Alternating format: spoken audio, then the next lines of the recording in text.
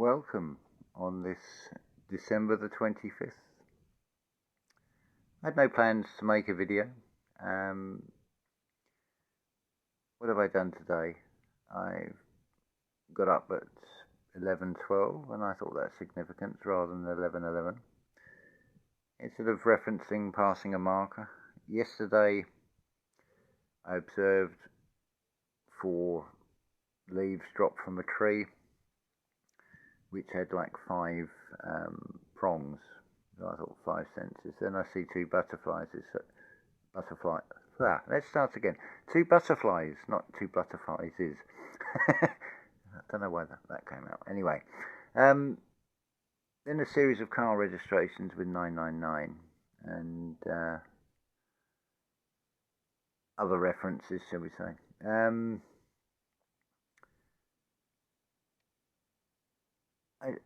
It's been a beautiful day of just calm, tranquility.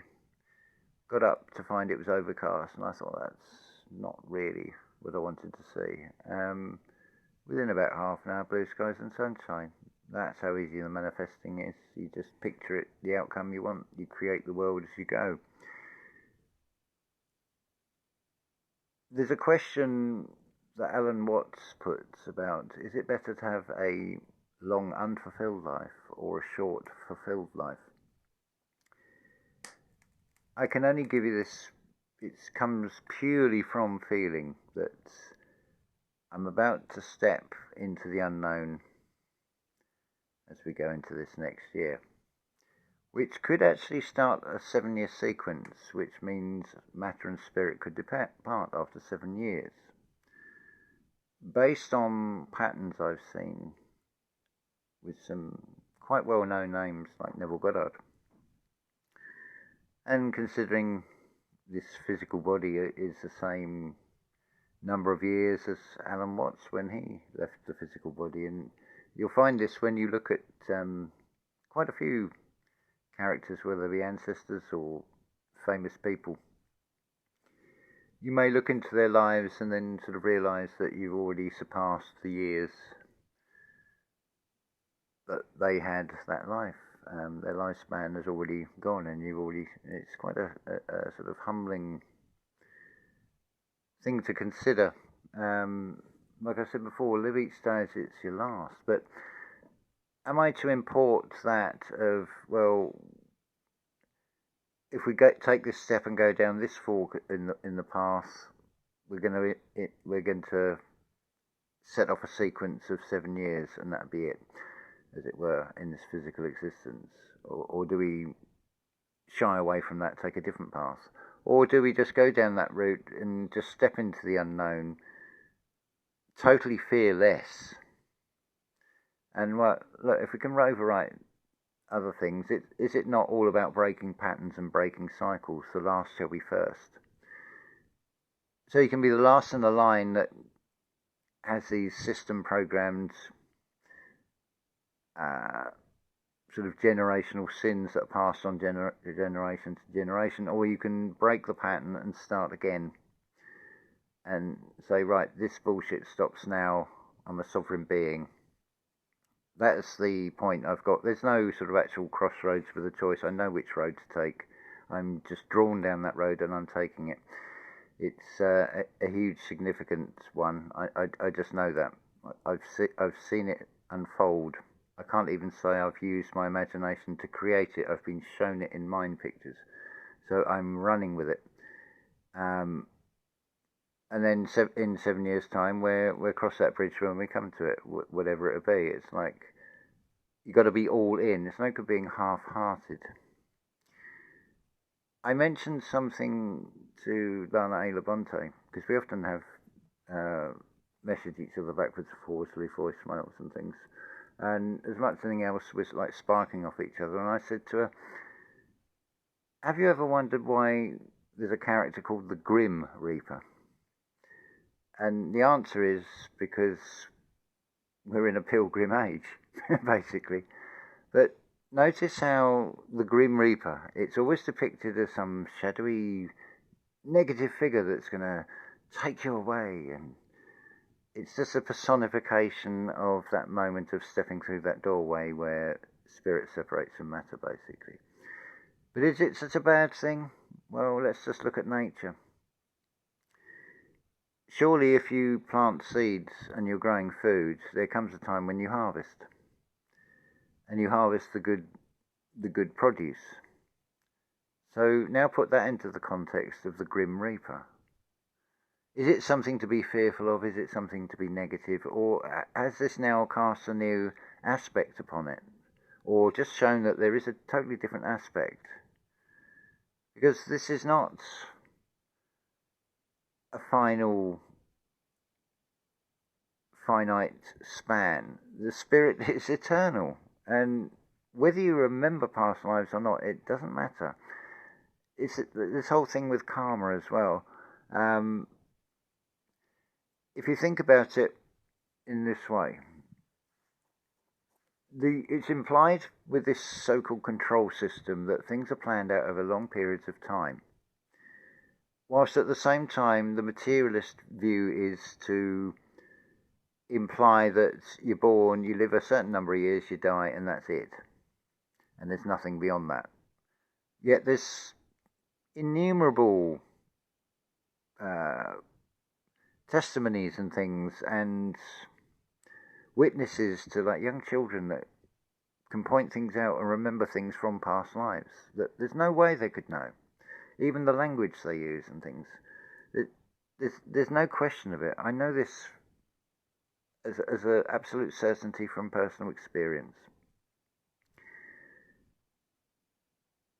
And going as close as I could get to the point of no return, I can assure you that it's just it's not what you think it is. It's nothing fearful at all. It's a moment of absolute bliss. It's all the worries and concerns and all the material world just falls away as totally insignificant. That's where the astral body is like starting to spread out, to use the Rudolf Steiner explanation, which I feel is one worth familiarising yourself with. To understand that you are three in one. There's your Trinity. You are a physical body. You are your etheric body, which is your life body, your astral body, and your I organisation, the soul spirit. The spirit is the, shall we say, the essential program. The soul is, as implied by the word, the singular aspect of it. So you're a soul spirit, you have that divine spark in you, but you also have your individualization. As Neville Goddard says, there is no loss of identity. Even when it says the all one as being returning to source, as it were. So it's been an absolutely beautiful day and a wonderful day of contemplation. And the added bonus of I'm collecting firewood, which has come in rather beautifully this evening. It's just taken the chill off the room, and it's just lovely contemplating and looking in the flames. And I was just contemplating on the element of fire and how it is very much associated with the eternal flame in so many mythologies and various cultures and things. And the flame is the internal spark, that passion, that drive, that initiator that gets you to do things. That's the sort of like the first element, the warmth. Again, to use the Rudolf Steiner explanation, you had before the material physical Earth, you had the moon period, the sun period, and then the Saturn period, which was the warmth, which is the original, where humanity started. Old Saturn, this is not the current one, and nothing like things are perceived today. I can't prove that, it just feels right, it makes sense. I have listened to a lot of Rudolf Steiner, and his predictions are scarily accurate.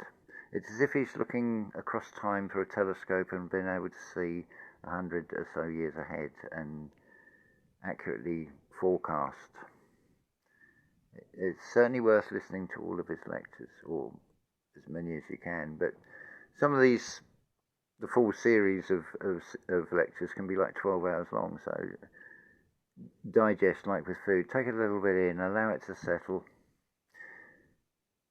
Weigh it up inside yourself. Does it feel right to you? I'm not saying that is the absolute answer. You have to find that for yourself. As Neville Goddard explains it, you are God in the limit of opacity, the most constricted form. It is so constricted that it's shown in the language. How many times have you been faced with that's not possible or that's impossible? Well, let's have a look at impossible. That is a conflation, that is a constriction of I am possible. And this is something I can give testimony to, that what I thought was not possible, I have found to be possible.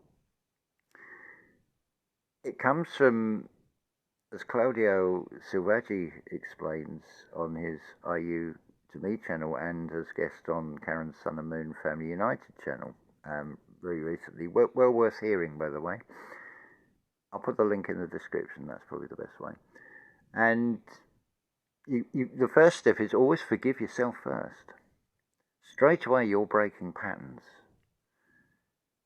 Now it follows, talking of patterns, if you look at Revelations, this apocalypse thing, it sets the scene for Genesis.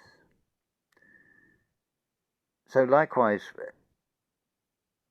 if you accept the idea that we keep reincarnating and you can have past life trauma contracts and things that need to be paid back, as it were, or those contracts need to be curtailed.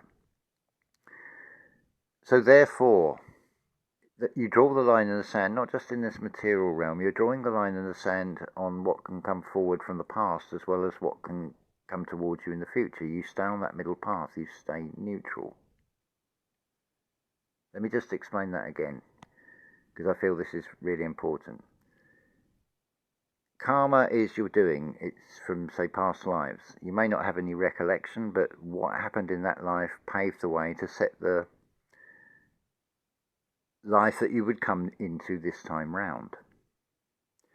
So you've got the past aspect. You see, this is Christ and the two figures either side on the cross. The two robbers are the past and the future.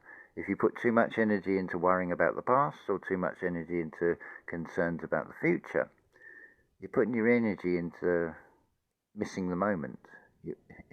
So life becomes the mystery because you've missed it, because you're not enjoying the present, you're not in the present. So there's your middle path as well.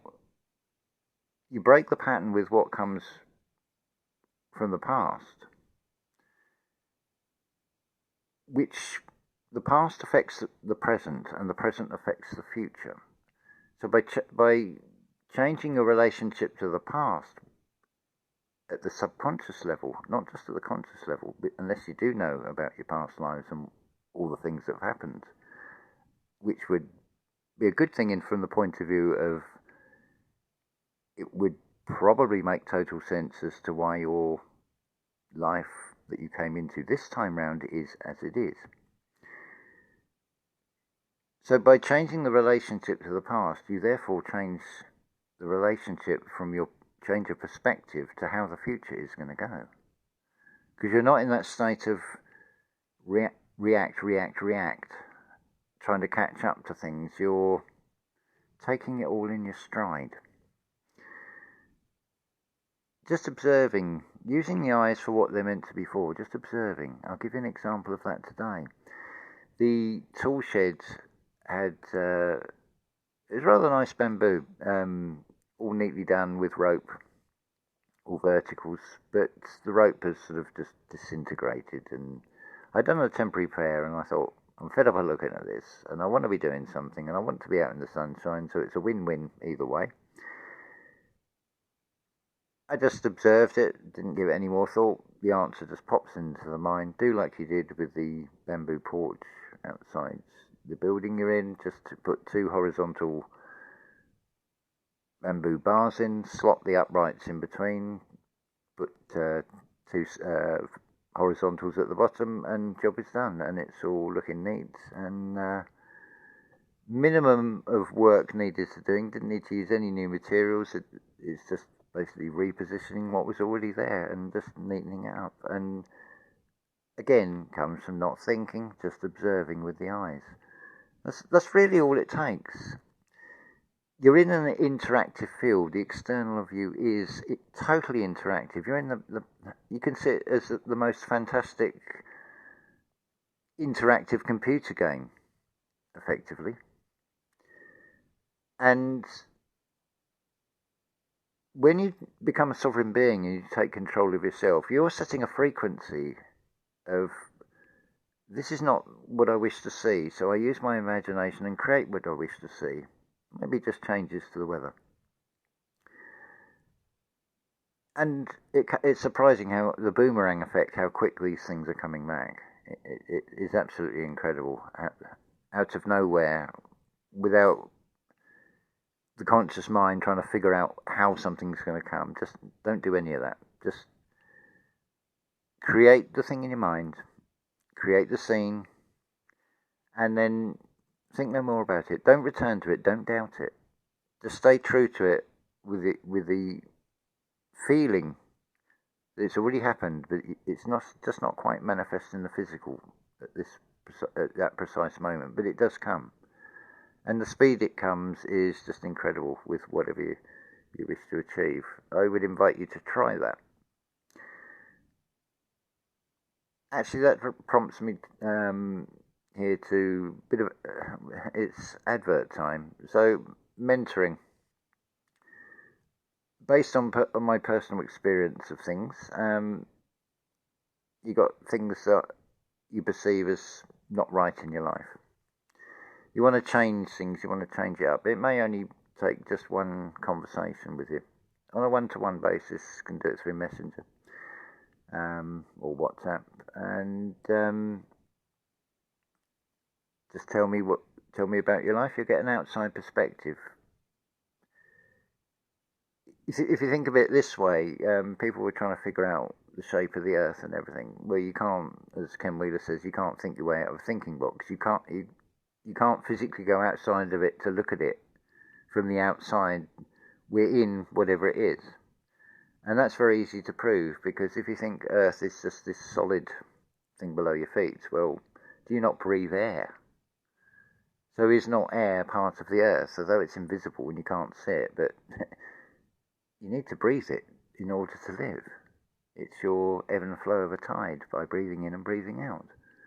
Same blueprint as everything else in nature, just different time scales, this motion of backwards and forwards, replicated in political swings and all that, because the material world just follows the same patterns. It's just whether we can recognize those patterns and flip the polarity on what is actually being shown, and then it reveals something far more beautiful. So if anybody would like, it may just take one session, nominal fee of €5, I think I said before, via PayPal. What have you got to lose? €5. No, because I'd refund it if whatever you tell me of your circumstances and what you see as problems, if I can't help you to change that, and by that I mean show you how to unlock it inside yourself. I can't do it for you. I can't wave a magic wand and there you are, your problem's solved, your situation's changed. Only you can do that from within you. So that's all I'm offering. Think of it like being a gatekeeper. I'm unlocking a doorway for you within inside you to then go and find that inner spark, that inner flame within inside yourself, so you can then see the magic unfold. Let's be totally honest, I don't know about you, but all I'm doing is going with a long-term game of, okay, let's go with the idea we're going to reincarnate at some point. So let's set things up so we come into a conducive thing from the start. Let's set things the way we wish to go. So I don't need to limit to laying in bed and, right, I'm going to manifest the weather I wish for today. let's manifest the next incarnation the way we want it to go. Maybe there won't be another incarnation, who knows, but far better, I think, to sort of set the scene, as it were, because by setting the scene, it may actually help others, even if you don't reincarnate into that scene. It's all potential, it's all possibilities. I see this also like the same pattern as with cells, where they split and double. So if I can just go through this existence and just prove to myself what I'm told is impossible is I am possible, and I can change it by using my imagination and putting feeling into it and staying faithful to that outcome that I've created, then it will benefit anybody else that comes into this same universe where there's an overlap of our auras or universes. So hopefully that would then inspire those that are then interconnected in some way at an energetic level. It's like, oh, I've got to try that same blueprint and apply it. And of course, this whole effect will snowball. That's how we change the world. That's how we create the new earth. Change inside yourself first. Again, I'm going to reiterate that Goethe quote. Know thyself and be at peace with the world. Because if you create the world around you, if you know who you truly are and the power that you have inside you and what you really can do that you've been told is impossible, I think you'll be pleasantly surprised at what you find you can create. Done in a benevolent way, and done from a neutral stance, and of course done coming from the heart. It has to be heart-centered, it has to be all in. You've got to see it through to its outcome, not just go in half-hearted and wish it will happen. You've got to feel it like it's happened already. You get that right. Start with something small, don't start with something too ambitious. Just keep doing it, keep practicing it, it becomes second nature. You've done this with everything else, from talking to walking to learning to drive or whatever else you've done. You master it by repetition. See why the education system uses repetition? Just another copy. Copying the essential essence of spirit in the material realm. But it's the same blueprint. So let's face it, you're all master manifestors, and I'm speaking from personal experience. You can manifest the things that you don't want, your worst fears, because you put energy into worrying about the outcome you don't want. So that's where the energy's going to go. So it's just a case of flip the polarity. Now, instead of worrying, you just see the outcome, you create the outcome. Even if initially it would seem to go the other way, just the law of revision, you overwrite it. And Neville Goddard gives many testimonies to this. I can think straight away of his discharge from the US Army. Initially it was denied, but he changed it. You can go to the Brian Scott channel, and there's a playlist of Neville Goddard lectures and speeches and talks and things from the 1960s, and because he'll often cite the different things over and over, but they're worth hearing. That's all you got to do. That's how easy it is to change things. It's just realise who you are and what you have inside you. It's an awesome power. But of course, this external reality will try and convince you the opposite, that you're small, insignificant, and it gets to the point where you get into an elevator and it'll tell you doors closing, lift going up. Like, you can't see that with your external senses. It's like, do you need to be told that by an automated voice? Where's that leading? What's the conditioning going on with these sort of things, you know? Not to say that to have fear of these things, just be aware of the psychological effect that repetition of these things may have an effect. So I feel that's a lot in this episode to ponder. So the offer's there if anybody wishes it. Hopefully it's given you a new way of seeing this so-called Grim Reaper, and it's not anything to fear. It's just a personified archetype as a way of explaining what comes after the separation of the physical matter from the eternal spirit, which at some point will probably come back into another physical body, which will take an active part in creating for itself, to have a new experience. So I would be very mindful of what we think, what we do, what we say in this experience, and how that may well impact the next experience. Love to you all.